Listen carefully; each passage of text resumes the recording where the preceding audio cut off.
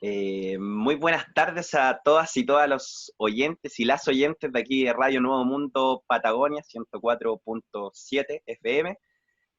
Acá estamos una tarde de viernes, una tarde más o menos helada, con un poquito de lluvia. Tenemos una ausencia notable, lamentablemente, como se podrán dar cuenta el día de hoy. Nuestro conductor Claudio Aro se tuvo que excusar por razones laborales y de corte pedagógica, pero bueno, me reintegré yo. Ese es un poco el cambalache que hemos hecho, y tenemos hoy día un invitado bastante importante, Andrés Solimano, economista, que es fundador y presidente del Centro Internacional para la Globalización y el Desarrollo, si no me equivoco.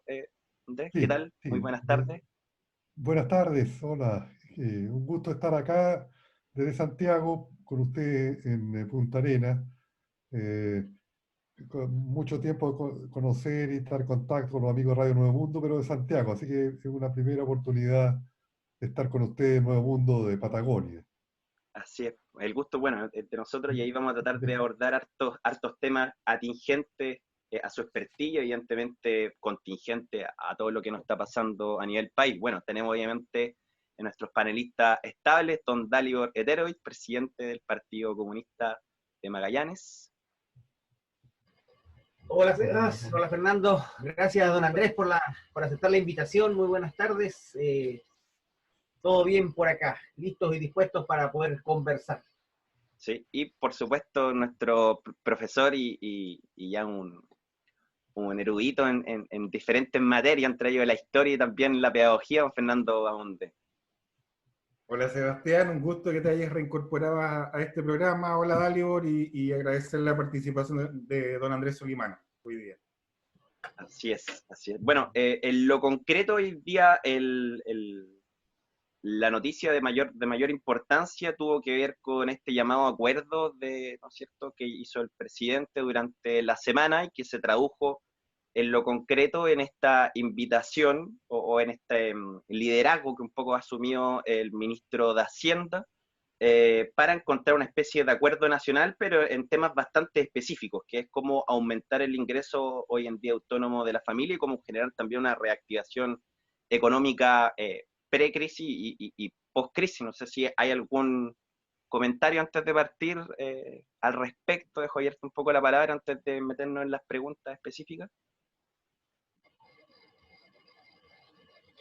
A ver, por lo menos desde la perspectiva nuestra, hemos sido claros, tanto a nivel nacional como regional, de que este acuerdo a nosotros no nos gusta.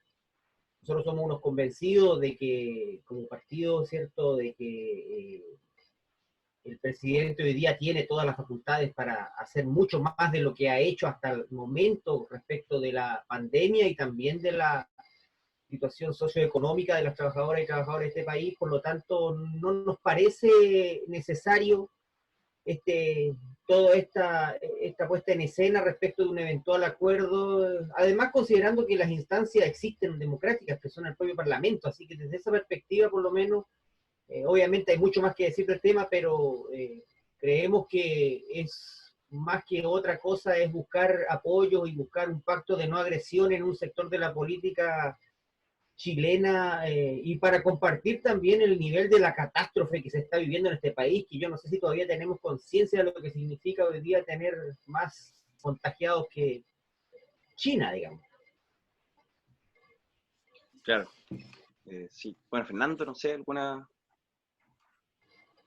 Bueno, primero sumarme a las palabras de Dalibor, la impresión negativa de la situación contextual o coyuntural que está viviendo políticamente el país, que por lo visto la primera reunión vía virtual respecto a este acuerdo nacional tuvo como punto de inflexión la solicitud de algunos sectores políticos, la renuncia del ministro de Salud, Jaime Mañalich, cosa que ya desde un principio entorpece cualquier tipo de negociación. Y por último, el gobierno al parecer compromete radicar en la Comisión de Hacienda, en primera instancia, las propuestas que van a emanar, es decir, propuestas de gobierno que llegan a la institucionalidad, la Comisión de Hacienda de la Cámara, pero no hay una cohesión de manera de incorporar las propuestas con anterioridad en trabajo en conjunto con el Ejecutivo. Hasta aquí esto es lo que ha ocurrido.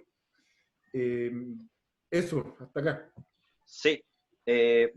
Bueno, lo político evidentemente en esta época no es bastante tangible, bastante real, y lo económico también. Yo creo que eso ha permitido, ¿no es cierto?, que todos los diferentes estratos de la población, y a eso también lo sumamos la politización obvia que se ha venido viviendo desde octubre a la fecha, hace que sea inevitable que todos los actores hoy en día nos involucremos, y más si vemos que las cifras también están respaldando un poco lo que nosotros hemos mencionado, que estamos en medio de una crisis bastante brutal. Se conocieron cifras de desempleo hoy en día de la encuesta nacional, de cifras que entrega el INE, ¿no es cierto?, que son eh, un análisis de los trimestres móviles anteriores, y se alcanza una cifra del 9%, que contrasta un poco con la del Centro de Microdatos que salió el día de ayer o antes de ayer, que encumbraba el desempleo en el Gran Santiago por sobre el 15%.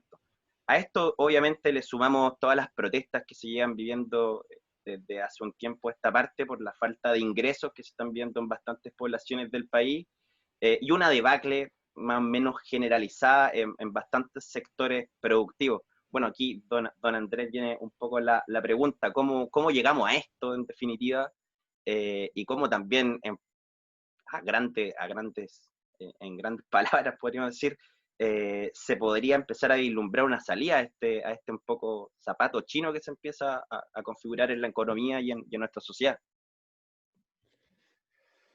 Sí, bueno, la situación nacional es bien complicada, porque, a ver, la pandemia golpea a Chile ya bastante debilitado, muy debilitado, diría yo, la credibilidad del gobierno, porque después de octubre empezó a caer en picada y llegó a un mínimo del presidente de la República, 6%, eh, de apoyo, 3% el Parlamento y 2% los partidos políticos. Es decir, la clase política, el momento que llega, empieza a golpear la crisis del COVID, está casi pulverizada.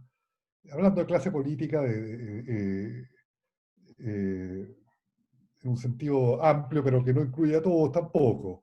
Entonces, bueno, para liderar a un país en una emergencia de este tipo, una emergencia puede ser una guerra, una emergencia puede ser una pandemia como esta aguda, obviamente se requiere que el liderazgo de la nación sea respaldado por los ciudadanos para que tenga efectividad, pero acá sí es un gobierno que está tremendamente deteriorado, debilitado, el que le toca manejar esta pandemia. También la economía venía ya desacelerándose desde hacía más de un año, año y medio, en los meses que siguieron al levantamiento social, a la rebelión social, también eso se acelera. Y entonces la política muy deteriorada, la economía deteriorada. Yo lo que veo es que las decisiones desde el punto de vista sanitario tomadas en marzo y abril han sido absolutamente determinantes de lo que estamos viviendo ahora, que es una fase de aceleración muy rápida de los contagios en Gran Santiago y en otras ciudades del país, lo que conversamos un poquito antes también entiendo en Punta Arenas. Porque el gobierno de Chile primero no le tomó mucho peso a este asunto y se inspiró lamentablemente en lo que podría ser el peor de los modelos, el del presidente Trump de Estados Unidos. Yo diría que el modelo para el gobierno chileno actual fue lo que estaba haciendo Estados Unidos, Trump, que también subestimó totalmente la intensidad del fenómeno. Boris Johnson en Reino Unido, que tiene las tasas más altas de mortandad, de letalidad en la Unión Europea, ajustando por población, y también un poco Bolsonaro en Brasil, aunque ya los Bolsonaro realmente no se puede hablar que hay una estrategia. Entonces, esos fueron los modelos que usó el gobierno chileno para enfrentar la pandemia. Trump en Estados Unidos, que hay una catástrofe que es una situación terrible, ahí ya llegaron 100.000 fallecimientos, el país con más casos de fatalidades en el mundo. Mencionamos ya lo de Reino Unido y Brasil en América Latina, 20.000. Entonces, esos fueron realmente los modelos implícitos del gobierno de Piñera. Bueno, se decretaron en algunas comunas, sí, cuarentena en el Gran Santiago, pero no en toda la región metropolitana. Eso recién se decretó la segunda quincena de mayo. Entonces, se dejó perder mucho tiempo. También en abril, que todavía la curva iba subiendo, se empezó a hablar de una nueva normalidad, que en realidad esto era manejable y que ya podían volver los niños a los colegios, a clase, que los funcionarios públicos podían ir a trabajar, se abrieron unos centros comerciales en Santiago, en Apumanque, etc. Y se dio, pero eso con resistencia fuerte de los sindicatos del sector público, la NEF, también el Colegio de Profesores, etc. Bueno, la realidad fue más porfiada y mostró que eso era imposible y el gobierno se echó para atrás. Bueno, ahora está en esta situación de que realmente le es muy difícil controlar el contagio porque estamos entrando al invierno, hay más frío, Santiago está rodeado por un cordón de poblaciones populares, marginales, que hay mucho hacinamiento, entonces el contagio es muy fácil. El sistema de salud pública, hospital está como al tope, casi al tope. Entonces hay una encrucijada de salud muy, muy delicada. Y también el gobierno subestimó, no pensó bien, creo yo, que se necesita un apoyo económico para decretar cuarentena, porque la gente necesita seguir gastando, necesita seguir alimentándose, comprando medicamentos si es necesario, pagando cuentas, etc.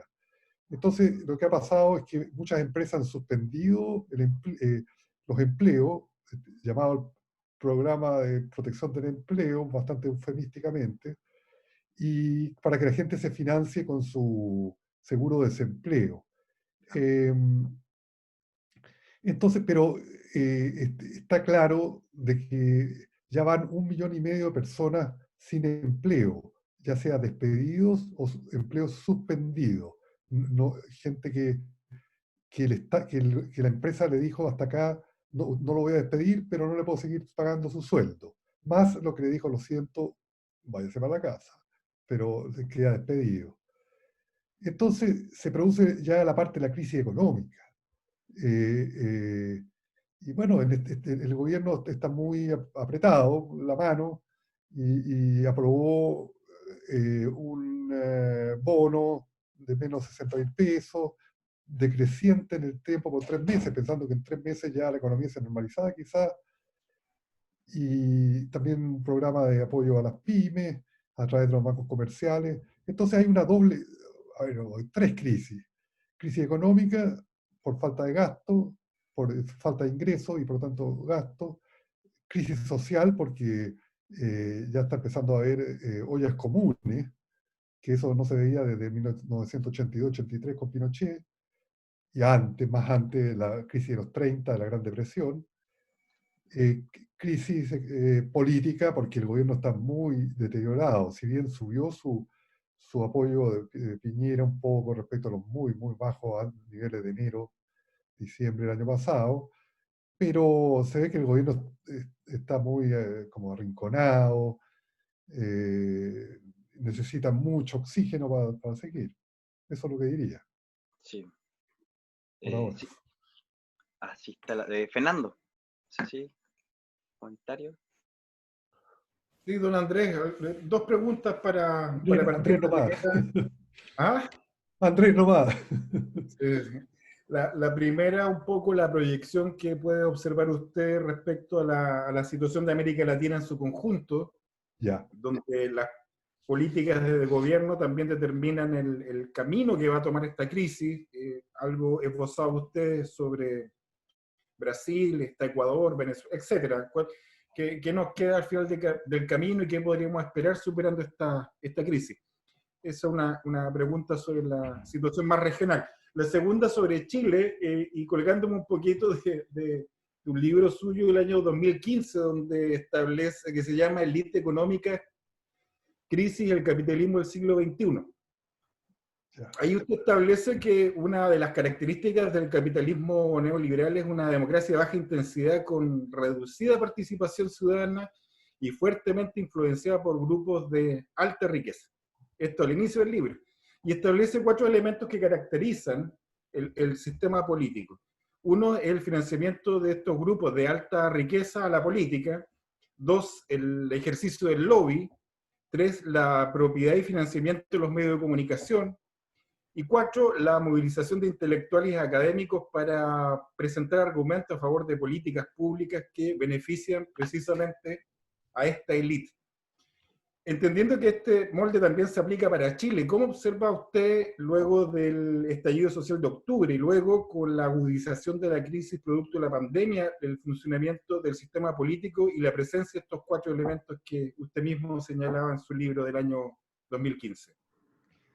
Sí, a ver, ayer sobre América Latina, ayer en el Centro de Globalización, Internacional de Globalización, hicimos un seminario, webinar con gente, con un economista de México, de la UNAM, Moreno Brid, Juan Carlos, con José Antonio Campo, que había sido secretario ejecutivo de la CEPAL y subsecretario de Naciones Unidas, que está en Colombia, Stephanie Griffith Jones en Inglaterra, una persona del Caribe, y Argentina, Martín Rapetti, para analizar el COVID en América Latina. Y bueno, de las presentaciones quedó claro que después de Brasil, Chile es el que lo ha manejado peor, en el sentido de los indicadores cuantitativos y cualitativos. Por ejemplo, en Argentina solamente hay 14.000 contagiados versus 85.000 en Chile. El gobierno de Alberto Fernández decretó una temprana cuarentena general y ha evitado que se siga propagando. Claro, la gente está cansada, nos decía Rapetti de Argentina, fatigada con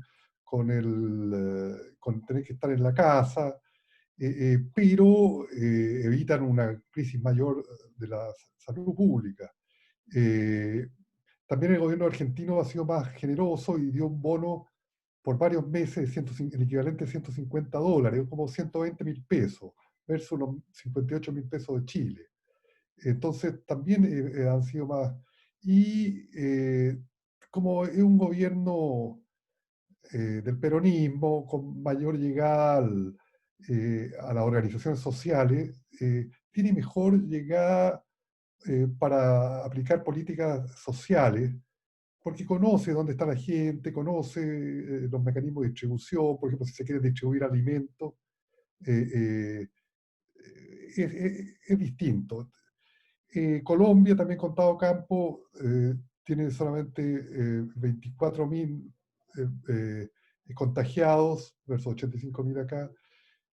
Así, donde sí la cosa está bastante negra en México. Lamentablemente Andrés Manuel López Obrador ha tenido y el representante que intervino por México, Moreno Brid, que era el director de la oficina CEPAL en México, y que dijo ahí que él había votado por AMLO, pero que lo criticaba por la estrategia fiscal que estaba haciendo, que es muy parecida a la chilena, de ahorrar, de gastar muy poco, de estar más preocupado de mantener equilibrio fiscal, él está preocupado de que no aumente la deuda externa de México. Está bien, porque le ha traído muchos problemas en las últimas décadas, pero en una emergencia es más importante ayudar a la gente, y aunque sea el costo de subir la deuda. Y en Inglaterra, Stephanie Griffith Jones dijo que a pesar del gobierno de orientación muy de derecha de Boris Johnson, que por personalidad un poco menos que Trump, económicamente, dijo ella, así está garantizando el 80% de los sueldos de todos los trabajadores británicos. Entonces, están poniendo ingresos. La Unión Europea acaba de aprobar ayer un programa de 750.000 millones de euros, con 50.000 de grants, no son préstamos, para toda la comunidad europea enfrentar en forma conjunta, coordinada. Hay, hay más pragmatismo económico en Europa. Eso.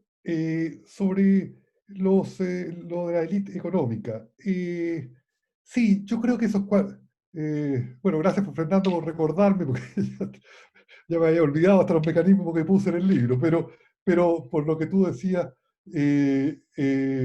yo creo que son muy relevantes ahora en Chile. Y el libro un poco está escrito más global, diciendo, tenemos un capitalismo hoy día, siglo XXI, que viene es una herencia del capitalismo que surgió en la década de los 80 con las revoluciones neoliberales de Thatcher en Inglaterra, Reagan en Estados Unidos, versión tercer mundo, Pinochet en Chile, etcétera, que después del fin de los socialismos reales fue adoptado por muchos países de Europa del Este, hasta Rusia.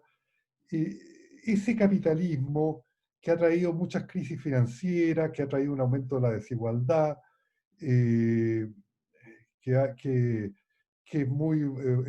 traído una lógica muy individualista a las relaciones humanas, que ha castigado mucho a los sindicatos de trabajadores.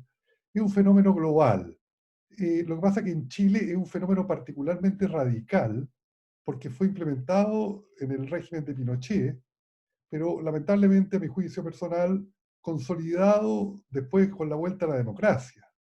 Entonces, pero claro, en ya más democracia y no dictadura, una cosa tan brutal de esa época no está, aunque vemos que con las protestas sociales el lado del Estado chileno vuelven a aparecer cosas de la época de la dictadura de Pinochet. Eh, pero bueno, entonces, eh, esas tesis son para el capitalismo global del siglo XXI, y yo creo que se aplican a Chile. El financiamiento es muy claro, porque que es uno de los cuatro mecanismos, ¿no es cierto?, que enumeraba Fernando. Ellos, en los grupos económicos, para sostenerse en el poder, apoyan las campañas políticas de los senadores, diputados y de los gobiernos, o a los candidatos a gobierno afines a sus intereses. Eso es muy claro. Realizan lobby para pasar leyes favorables a sus intereses económicos o evitar que haya lobby, que haya cambio en legislación que lo favorece. El caso más patente para mí es el de las AFP. Me tocó dar una presentación en el Comité de Constitución del Senado ahora, entre 12 y 2 hoy día, para discutir la nueva ley que pide una nacionalización de los fondos de pensiones, encabezado por un grupo de 5 senadores. Bueno, una cosa que yo decía y que varios senadores que están en la comisión recalcaron, que llama la atención que durante 40 años, yo lo que dije ahí, a partir de mi comentario, dije, mire, me llama que realmente yo encuentro que es bienvenido que haya esta propuesta porque después de 20 años, primera vez que alguien se atreve a proponer el término o por lo menos la reducción del monopolio de la AFP sobre el sistema de pensiones. Se puede discutir si el término total, pero que ya no tengan el monopolio y que el Estado asuma un rol público fundamental. Bueno, eso es producto de muchas cosas que hay que estudiar, porque realmente da para estudiarlo académicamente, cómo 40 años un sistema se sostiene que no da resultados, porque paga pensiones bajísimas, es muy volátil a las crisis financieras, porque caen los valores de los fondos, ahora están cayendo con el COVID, etc. Transferencia de ahorro a los grandes grupos económicos. Como 40 años, 30 en democracia, el sistema político no se atreve. Recién ahora se está atreviendo a plantear esto. En la reforma del 2008, la llamada Comisión Marcel, se creó el pilar solidario, pero no se tocó absolutamente nada del sistema de pensiones. Entonces, el mecanismo de lobby, hay muchas cosas entre medio que están pasando, pero el lobby tiene que ser una fuerza muy grande de las élites para mantenerse. El otro, el control de los medios de comunicación de masas. Porque, claro, mire, Gramsci, ¿no es cierto? Que yo creo que ustedes lo han leído por la radio, la tradición, hablaba de que el Estado tiene dos formas de mantener la cohesión social, el Estado capitalista, cualquier Estado en realidad. Uno es la fuerza. Si la gente sale a manifestarse, le tira a la policía, los apalea, le hace esto, lo otro, o los mete presos, la fuerza, la coerción. Y el otro mecanismo, decía Gramsci, esto también Noam Chomsky lo ha elaborado, es la conciencia, las formas de pensamiento.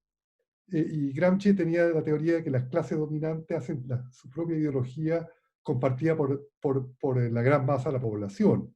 Y cuando se resquebraja ese consenso de la clase dominante, empiezan las crisis políticas, que tal vez es lo que está viviendo Chile ahora. El consenso neoliberal nunca fue un consenso total, ni mucho menos, pero era dominante.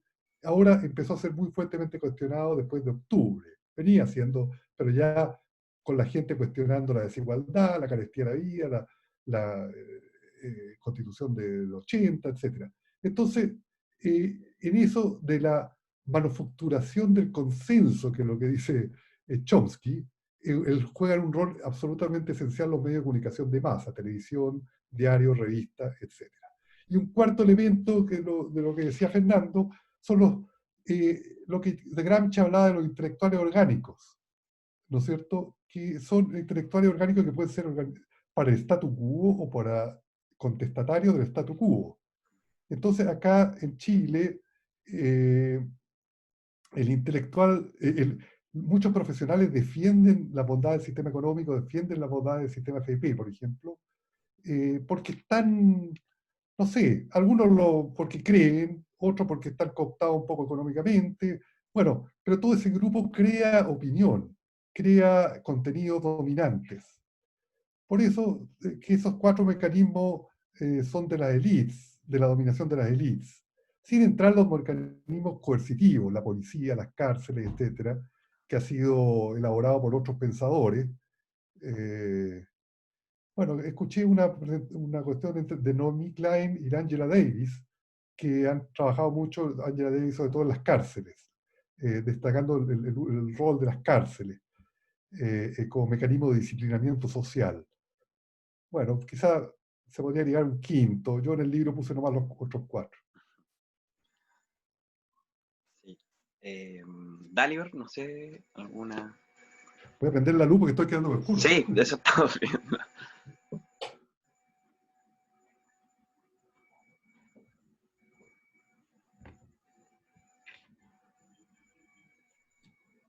Sí, ahora estoy.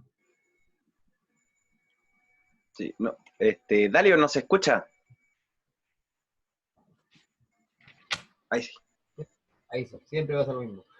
Un poco, Andrés, para llevarte al terreno latinoamericano, pero comparativamente a Chile, digamos, porque dentro de esta lógica de la dominación que tú nos planteas, también hemos escuchado por décadas, ¿cierto?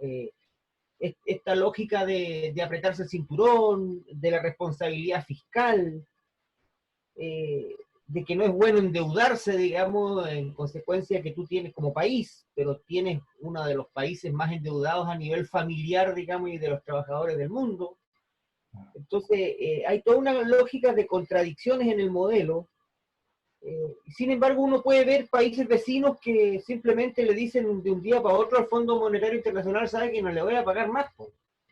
Vamos viendo cómo nos arreglamos.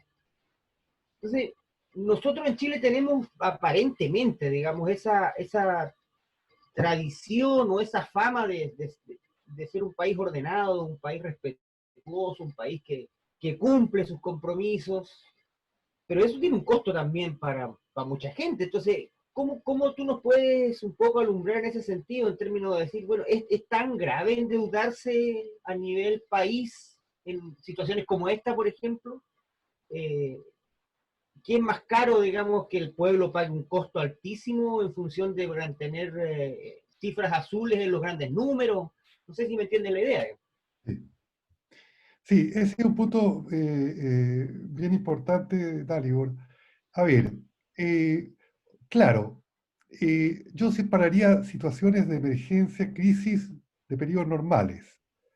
Entonces, claro, en periodos normales uno dice, cuide la deuda, porque excesiva deuda trae después crisis, como fue la crisis de América Latina en la década de los 80, que fue la crisis de la deuda por el endeudamiento de la década de los 70. Eh, También los países del sur de Europa, en la crisis subprime, sufrieron mucho con las políticas de austeridad porque también tomaron un poco excesiva deuda España, Grecia, Portugal, Italia, antes. Chile sufrió bastante en la crisis de 82-83 porque se endeudó mucho antes. Ahora, después vino un periodo de desendeudamiento en Chile, de varias décadas, del sector público, pero no del sector privado, porque las familias, como tú señalabas, tienen índices de endeudamiento muy altos, en parte porque es un sistema que incita a la deuda, al consumismo, pero también en parte importante porque los sueldos de la gente son muy bajos. Ahora tenemos una coeficiente de deuda pública al producto de 28%, que es de los más bajos de América Latina y de los países de economía emergente, lo que se llamaba antes el tercer mundo. Bueno, eso le da la posibilidad al gobierno de Chile ahora de endeudarse en los mercados internacionales para hacer un programa de apoyo más decidido para evitar quiebras de empresas, para evitar que haya hambre en las poblaciones, producto de la crisis económica del COVID, que ha traído el COVID como crisis económica, la medida de contención, bueno, para apoyar el nivel de actividad chileno. Pero lamentablemente el gobierno está pegado en una lógica, el ministro de Hacienda, yo creo que el mismo Piñera, de que no quiere aumentar mucho el gasto público, que no quiere que las clasificadoras internacionales de riesgo le pongan un mal anotación a Chile, que crezca la deuda externa. Bueno, yo creo que ese es un análisis bastante equivocado en un momento como ahora, porque primero hay que defender primero lo básico, la vida de la población, que la gente no se arriesgue su vida por el COVID. Arriesgar la vida puede ser tener que ir a trabajar obligatoriamente porque si no, no se alimenta la familia. Salir de la casa, romper la cuarentena, pero porque necesita parar la olla, como se dice popularmente. Si la persona tiene un cheque a fin de mes, eh, dice, bueno, realmente me voy a cuidar, no voy a salir, no me voy a arriesgar a contagiarme. Pero para eso necesita un respaldo económico.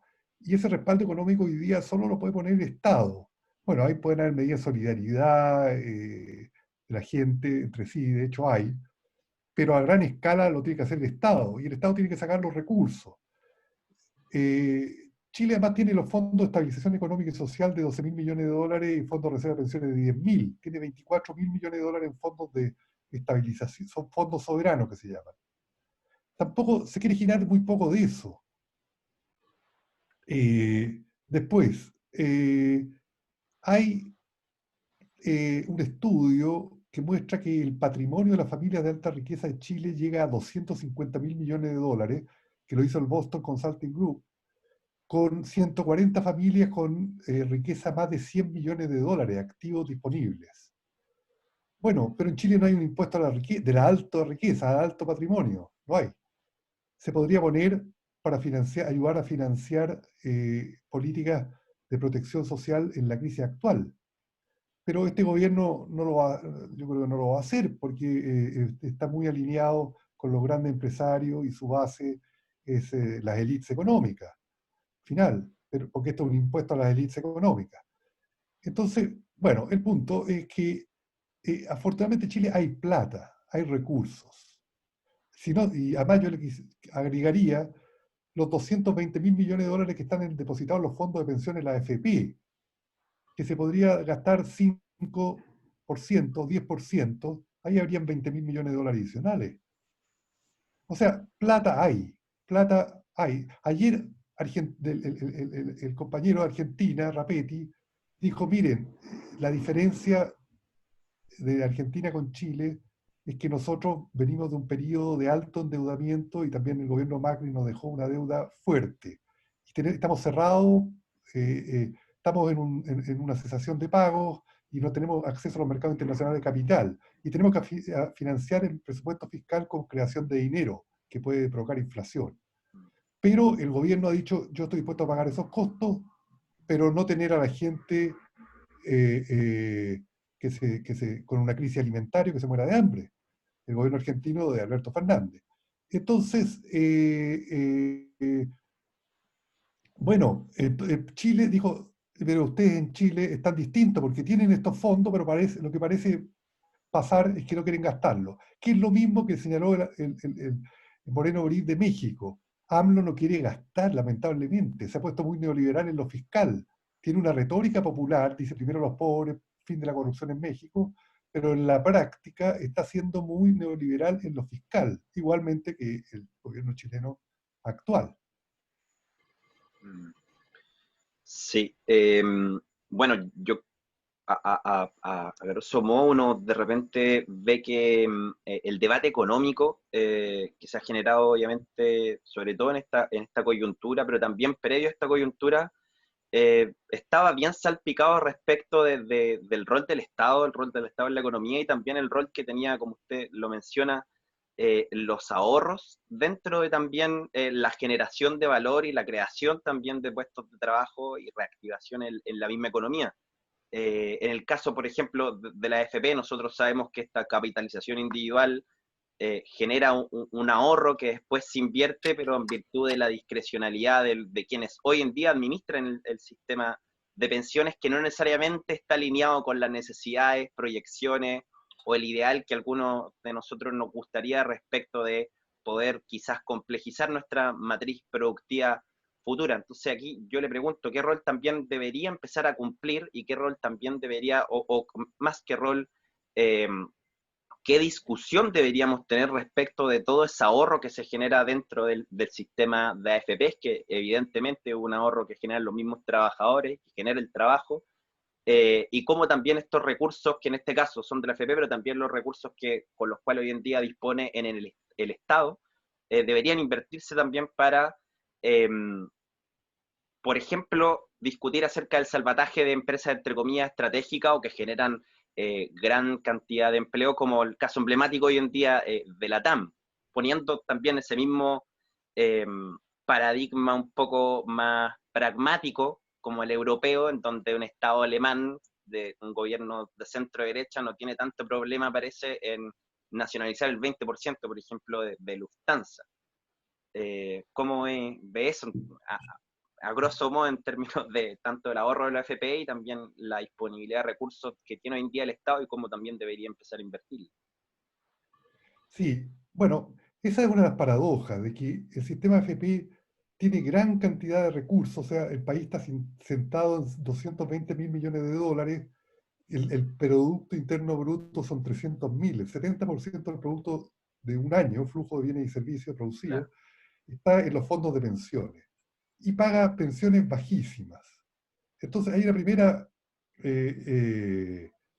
paradoja. ¿Cómo, teniendo tanta plata en los fondos de pensiones, las pensiones son tan bajas?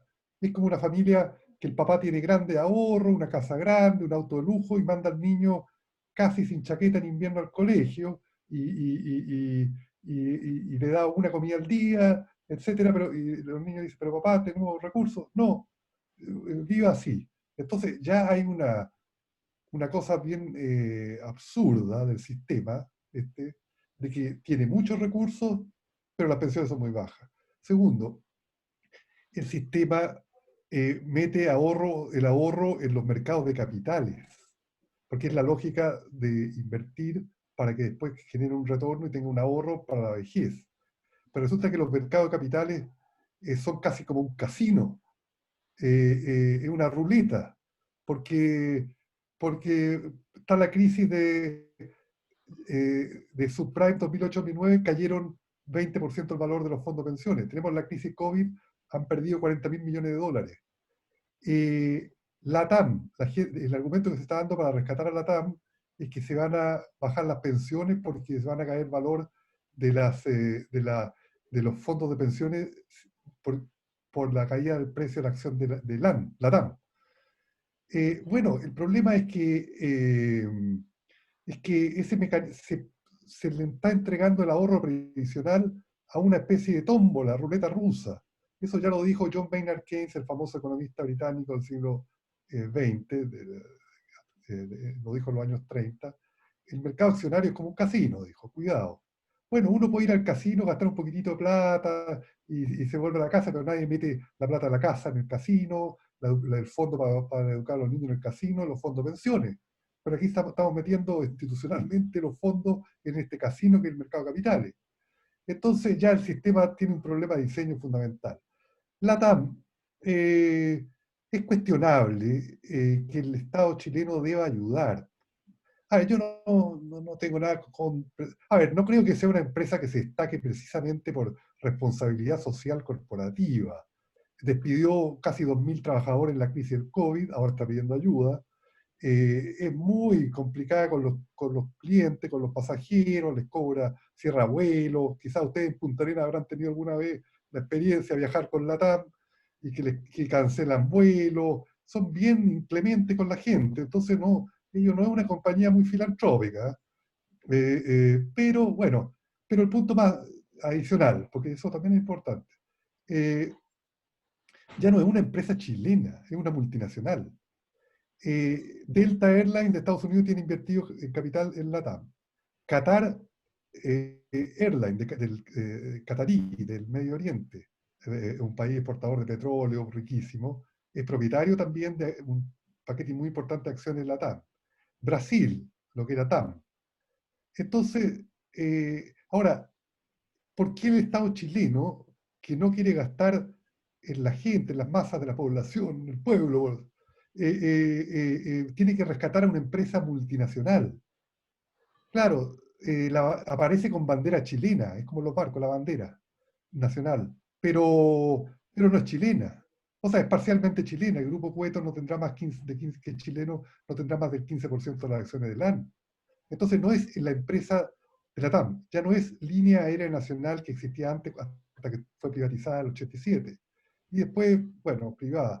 Es una multinacional. Entonces el Estado chileno no sé si necesariamente tiene que rescatar a una empresa multinacional porque tiene una bandera chilena, por su origen. Es complicado.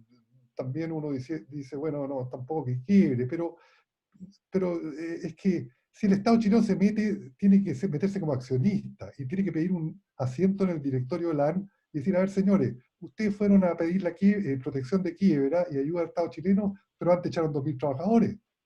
Están protegiendo a los accionistas, a los trabajadores. La ley de quiebra en general dice en Chile, primero se pagan los pasivos laborales, una empresa que va a quebrar. Después, pasivos que puede haber con el Estado por impuestos. Después, pasivos con proveedores. Y último, residual, son los accionistas. Quizás la empresa esta está haciendo una estrategia de pasar a los accionistas primero. Entonces, eso no lo va a saber el Estado chileno si no tiene un asiento del directorio. Y para tener un asiento en directorio, tiene que comprarle las acciones. No entregarle la plata, tiene que decir, tiene que nacionalizarla, parcialmente por lo menos. Y ahí va a tener un asiento en el directorio de la TAM y saber qué manejo hace su gerente. Pero entregarle plata a ojos cerrados, yo encuentro que es absolutamente injustificable. Claro, claramente. Sobre todo con la escasez de recursos con los que supuestamente hoy en día contamos. Bueno, entrando a la parte ya final de nuestro programa, hay un hecho, no sé si un hecho político, pero un hecho bastante llamativo, que evidentemente tiene un impacto político que fue mencionado, ha sido estas declaraciones del ministro, de la máxima autoridad hoy en día en el manejo de la crisis, el ministro de Salud, respecto de no, previo a hacer todo este tipo, bueno, son dos declaraciones, una que es un poco más dramática que otra, previo a esta planificación de cuarentena, él no tenía el registro o no tenía la información respecto de los niveles de hacinamiento y pobreza que hoy en día existen a lo largo de todo el país, sobre todo en la periferia de Santiago, que se complementan con dichos que dijo ya el día anterior respecto de que todos las simulaciones que él había realizado en virtud de la información con la que contaba en enero se derrumbó como un castillo de naipes.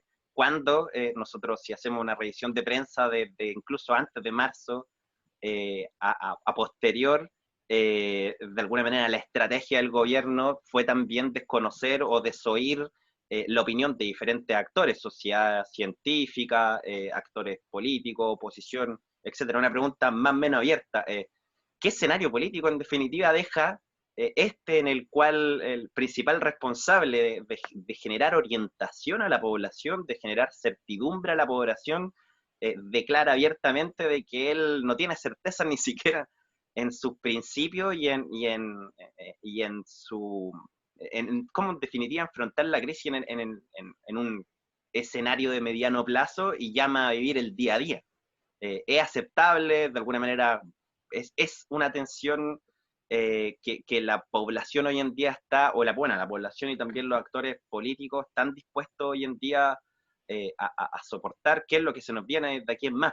¿Va a ser quizá una piedra de tope para un eventual acuerdo? Dejo ahí abierto un poco. Sí, sí, bueno, a ver, yo creo que se da una mezcla que es la constante de este gobierno, lamentablemente, una desconexión con el país real, con lo que pasa en las poblaciones, con lo que pasa con las clases medias, con lo que pasa en las regiones. Es un gobierno de las élites, es un gobierno, digamos, de empresario, el presidente de la República es un empresario, un billonario, y se rodea, yo creo que de gente que viene de esa vertiente. Entonces, pero Chile es un país mucho más grande que la élite, y entonces está desconectado el país, la autoridad, creo yo. Está desconectado, bastante desconectado. Entonces, estas declaraciones del ministro de Salud, que él no conocía los hacinamientos, la situación social en las poblaciones, puede ser real. El tipo se sinceró y dijo, oiga, no sé, no conozco, no llego a eso. Porque este señor también es como ha sido un empresario de la salud, pero de la clínica Las Condes, de la parte alta de la ciudad, de Santiago. Él no llega para lo otro. Entonces, pero esa es una desconexión que hay, muy grande. Y lo otro, yo lo encuentro, mire, yo escucho poco la televisión y la radio de estas declaraciones porque por la salud mental, pero cuando lo escucho, el tono es de una gran, yo encuentro, autosuficiencia, que rayana una soberbia, entonces, porfía, y entonces el colegio médico, que tiene alta credibilidad que están los médicos, no lo escucha a veces, no lo escucha, no escucha a los sectores sociales, habla de una mesa social que lo va a apoyar y, no lo, y entonces están encapsulados, están muy encapsulados. Eso es terrible para un gobierno, sobre todo además en una situación de crisis. Bueno, yo creo que por eso se está tratando de armar llamado Acuerdo Nacional. Pero es que yo creo que, a ver, ahí está medio cansado de acuerdos nacionales a medias, en que otros interlocutores están afuera de la mesa, no se les llama, no se les invita, no se escucha. En realidad es para tener un poco de espacio político, pero no, creo yo, no lo van a cambiar, porque en el ADN de las autoridades actuales está una ideología muy fuerte en una cierta dirección, un sentimiento de distancia con el resto de la población, y entonces yo le veo muy difícil que este acuerdo nacional funcione. Claro, uno dice, bueno, tiene que haber una colaboración ejecutivo-parlamento para sacar el país adelante de la crisis. Sí, eso es razonable, está bien que haya, pero en la medida que el Ejecutivo escuche lo que le dice el Parlamento y escuche a la comunidad científica, en este momento de salud y profesional, ¿no es cierto? En otros países se escucha, incluso en Estados Unidos grandes peleas tiene con Trump, con este señor que es como el asesor científico, pero que responde al Parlamento, se me escapó el nombre ahora, y no puede, y ese señor influye en lo que están decidiendo los gobernadores, o sea, a veces influye más que el presidente de la República. Acá el presidente de la República y el ministro de Salud manejan la crisis ellos dos nomás. Eh, ya cometieron grandes errores en marzo y abril. Entonces, bueno, es cuestionable este manejo. Eh, no, es muy grave. Eh, yo creo que el acuerdo nacional, la otra lado de la mesa, la oposición debiera exigirle un cambio de estrategia, definición de una estrategia adecuada, cambio de estrategia de salud, y, y que en esa estrategia de salud entre el colegio médico, entre las universidades, las facultades de medicina y entre los organismos sociales que están aquilatando cómo llega a la gente esto. Si no, vamos para un desastre sanitario y también un desastre social, porque ya están habiendo protestas en las poblaciones. Entonces, la crisis económica, no hay que olvidarse que las protestas del año 83 empezaron en Chile con Pinochet, que era un gobierno dictatorial, por la crisis económica que venía ya del 81, en realidad, fuerza el 82 y también el 83, y ahí se le desengranó mucho el naipe a Pinochet, porque tuvo las grandes protestas nacionales, 2 años contra la pared, que era un régimen militar, eh, pero igual tuvo una situación social muy complicada por la crisis económica, sobre todo. Acá tenemos la crisis de la salud y la crisis económica que produce el confinamiento. Por eso es que es urgente, si quiere evitar ese escenario, el gobierno, que inyecte recursos a la economía rápido y apoye los ingresos de la gente para que la gente pueda seguir subsistiendo. Se repite la cuarentena. Si no, va a haber otra explosión social. Ya está viendo un poco. Eh, eh, eh, es así, y no creo que lo pueda con pura represión esto poner en cintura, ya no están los tiempos. O sea, bueno, pueden haber, ya hay, pero esto es más amplio, entonces yo creo que la oposición que está firmando este acuerdo nacional, nuevo acuerdo nacional, tiene que hablarle claramente al gobierno y decirle, mire, eh, estos son nuestros puntos. Usted tiene que hacer una revisión total de su estrategia de salud porque no resultó tan mala. Los números lo muestran. Compare con Argentina, compare con Colombia, compare con otros países. Estamos los peores, salvo Brasil. Eh, la estrategia de salud no funciona. La estrategia económica es muy deficiente porque envió una cuarentena y no le dio los recursos para que la gente se quedara en la casa y no tuviera que salir a trabajar para ganarse el sustento.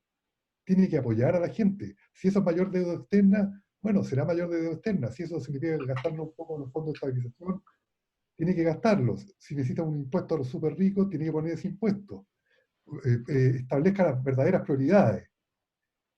Bueno, pero la vida está hecha por los humanos y el Parlamento, me imagino que ahí los senadores y diputados están sacando sus cálculos políticos y hay elecciones, y entonces, pero si uno lo ve de fuera sin intereses políticos de reelección, de todo ese horse trading del Parlamento, tiene que poner estas prioridades.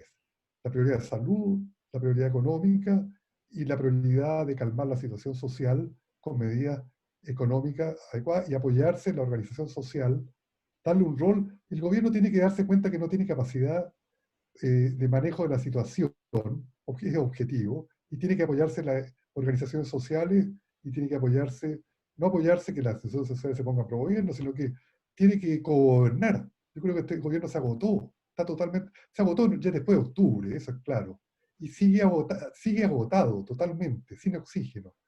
Va a tener que ser cogobernar.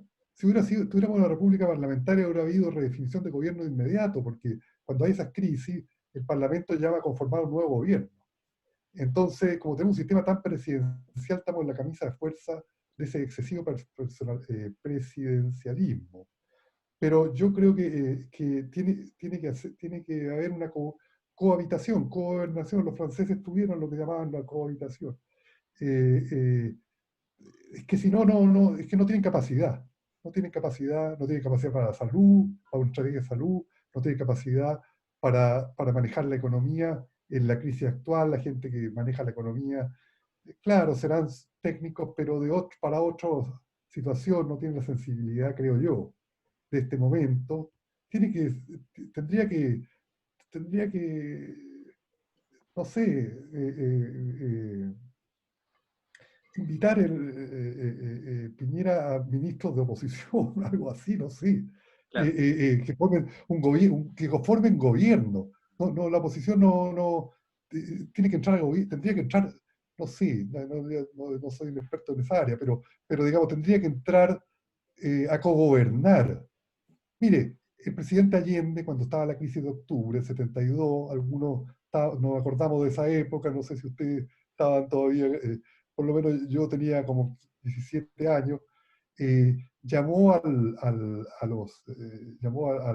esa época el general Prat, etcétera, e hizo un gobierno, llamó a Fernando Castillo Velasco, pues no asumió de la democracia cristiana, trajo gente porque hizo un gobierno, trató de hacer un gobierno de unidad nacional, entregándole ministerio, porque la situación era muy crítica. Ahora está así, sí es que esa es la realidad. Como sigue, vamos a un despeñadero, lamentablemente, creo yo. Entonces, este es el momento de los liderazgos nacionales, de la oposición o los liderazgos que existan para, para aquilatar esto, pero firmar acuerdos así que son para la fotografía y decir ya hay unidad nacional, ¿no? Es gastar cartuchos que no van a cambiar nada. Tendría que haber cirugía mayor. Claro. Creo que van a necesitar un cogobierno, ¿eh? Creo. Sí. Bueno, Talio, opiniones, reflexiones finales. Pero eso es una opinión, Sí. pero eh, eh, eh, estamos con la camisa de fuerza de un régimen presidencial, ¿ah? Ese es el problema. Tenemos una república. En Europa hubiera sido muy distinto la crisis porque se arreglan los gobiernos. Claro. El Brexit, ocurrió el Brexit y el primer ministro que llevó al Brexit, en 30 minutos, señor, renuncio. Y subió Theresa May. Theresa May también tuvo que llamar a elecciones de nuevo porque no pudo manejar el Brexit. Y subió Boris Johnson. Bueno, Boris Johnson también, pero el sistema inglés tiene mecanismos para, cuando hay crisis, permitir el reemplazo. El presidencialismo chileno eso es mucho más complicado y más en un tiempo del COVID, pero la crisis es muy integral, yo la veo, muy, muy integral, completa, total.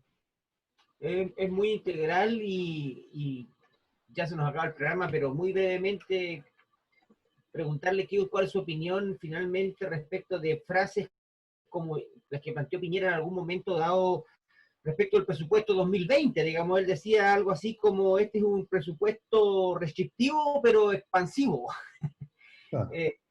Unas cosas, pero hoy día ya estamos sintiendo algunos rumores de que los presupuestos 2021 se vienen bastante más que restrictivos para las regiones, y particularmente regiones como Magallanes, donde nosotros vivimos del presupuesto de la inversión pública, el 70, incluso más, a veces el 80% de la inversión es pública. El resto es algo de ganadería, turismo, salmones, pero la verdad es que lo fuerte es la inversión pública. Entonces, se ve negro el panorama del 2021 también. Sí, la ley de presupuesto, sí, porque el gobierno prometió 12.000 millones de dólares para enfrentar la crisis, pero la ley de presupuesto trae aumentos adicionales solamente de 4.000. Lo que pasa es que ese cálculo que hicieron incluye reprogramación de crédito. Bueno, hay un problema, pero es el problema de apretar el acelerador y el freno al mismo tiempo. El auto no anda. O uno aprieta el acelerador y anda, o lo dice voy a frenar, estoy frenado, pero no puede tenerlo todo apretándolo. El del 2021 no lo conozco realmente cómo viene el presupuesto, pero parece que viene restrictivo, lo cual es un enorme, enorme error.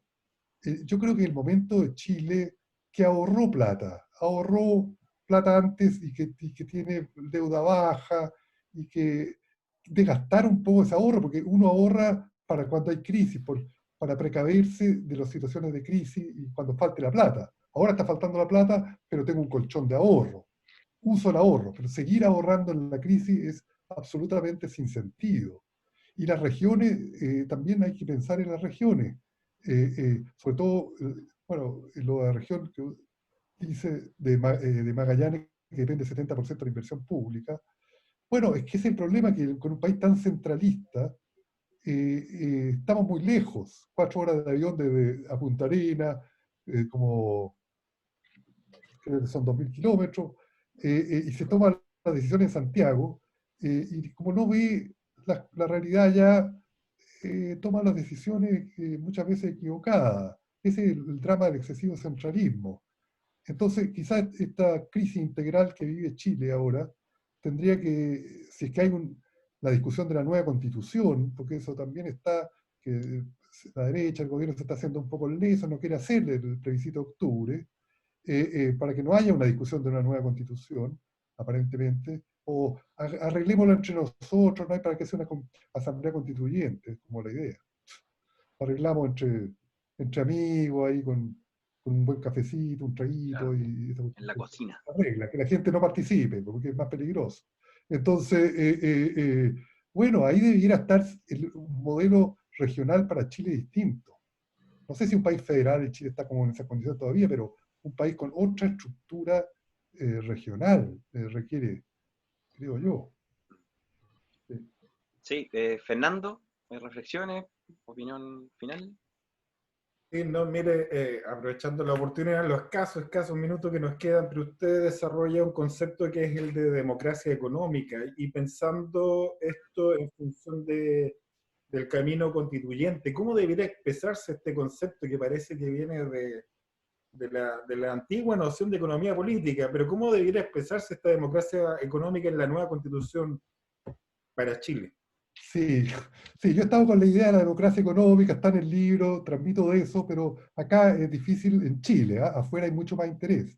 Pero en Chile, como estas ideas cuesta que entren porque está la dominancia neoliberal tan dura, tan fuerte, pero es una economía en que la gente, igual que puede participar en el sistema político, puede participar en el sistema económico, que habla de participación de los empleados y trabajadores en la empresa, a participación de los trabajadores en empresas, que la empresa capitalista no sea la única empresa, que haya una empresa autogestionada de trabajadores también, propiedad social de la producción, propiedad comunal de los municipios, puede ser regional, cambiar la estructura de la propiedad, más democrática, tanto de la propiedad como la participación en las empresas. También que los tratados de libre comercio sean sujetos a plebiscitos, que la legislación, que, por ejemplo, que haya un plebiscito para una nueva ley de AFP, de pensiones, perdón, que sustituya el sistema AFP ahora, que todavía seguimos pegados con el decreto de ley 3500 del año 80. Bueno, cuando uno empieza a usar la lógica esa de la democracia económica, se da cuenta que hay muchas cosas que se imponen, pero que debieran ser democráticamente decididas. Bueno, eso está abierto, un campo cuando si es que tenemos una asamblea constituyente y tenemos la posibilidad de discutir una nueva constitución, que esas ideas se puedan discutir y puedan quedar principios en la constitución, de la nueva constitución. Chile requiere también urgente una nueva constitución. Es la única transición post-autoritaria que sigue con la constitución del periodo autoritario. Murió Franco en 78 con una constitución, la Moncloa, acuerdo de la Moncloa. Se acabó el apartheid en Sudáfrica, en Mandela, constitución nueva del 84, nueva constitución argentina en los 80, nueva constitución en Brasil, nueva constitución en Venezuela, en Colombia, en Perú, en Ecuador, dos. Yo me tocó asistir a una cuando estaba Osvaldo Hurtado, la del 98, me invitaron ahí a exponer para la Asamblea Constituyente del 98 en Ecuador, después hubo otra, 2008. Han habido muchas asambleas constituyentes, pero Chile no tiene ninguna. Y sigue pegado en la constitución del 80, 30 años de democracia con la misma constitución de la época del dictador de esa época, de Pinochet. Entonces la gente afuera no lo puede creer. Cuando uno cuenta de invitado a exponer en seminarios internacionales y le preguntan, no lo creen, no creen, porque Chile vendió como un modelo exitoso, entonces no pueden creer que la misma constitución esté todavía. Entonces el país está en una rémora, está anclado en un pasado, con instituciones del pasado autoritario, y instituciones económicas del pasado también, como la institución del sistema de pensiones. Entonces, tiene que venir una ola que se lleve eso, finalmente. Sí, tiene que renovarse, Chile tiene que modernizarse finalmente. Renovar esa cuestión, no puede seguir pegado al lastre de la periodo autoritario. Los dirigentes políticos de la transición, la gente históricamente no van a quedar, yo creo, muy bien, ¿eh? Porque dejaron 30 años la misma constitución, 40 años del sistema AFP cuando está más que comprobado que no funciona, y entonces la gente dice, bueno, pero ¿cómo no pueden cambiar eso? ¿Están en democracia o no están en democracia? Entonces, bueno, esos son puntos de reflexión profundos, ¿eh? Que hay que tener. Así es. Bueno, hemos llegado lamentablemente al final de nuestro programa. Sin lugar a dudas, todo lo que se nos viene de aquí en más en términos de objetivos como sociedad tienen que estar muy ligados con el concepto de democracia y con generar mayores mecanismos de participación para que efectivamente nos sentamos todas y todos propios de esta sociedad, de este país. No sé si en breves segundos, Dalior, Fernando, don Andrés, ¿alguna despedida antes de partir? No, simplemente agradecer a don Andrés nomás. Yo por mi parte me quedo aquí. Muchas gracias por el tiempo. Sí, Fernando. De la misma manera, agradecer su participación, don Andrés, y saludar nuevamente la presencia de hoy de Sebastián. Eso. Muchas gracias Sí, a todos, no, muchas gracias, don Andrés. Últimas palabras. No. Gracias a Dalibor que me llamó para invitarme, a usted, Fernando, Sebastián, un gusto. Yo soy bien amigo de los amigos del Nuevo Mundo, pero de Santiago.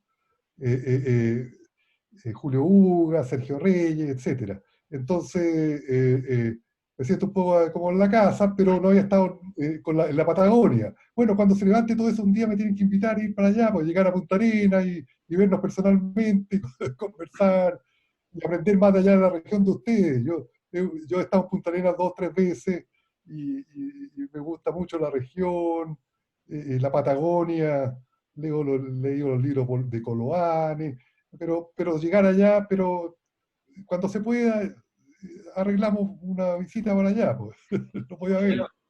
Sin lugar a dudas, ahí lo tendremos muy presente. Bueno, Un muchas abrazo. gracias a Muy todas y bien. todas quienes nos escucharon por 104.7. Nos vemos el día lunes. Ya. Chao, chao, gracias. Chao.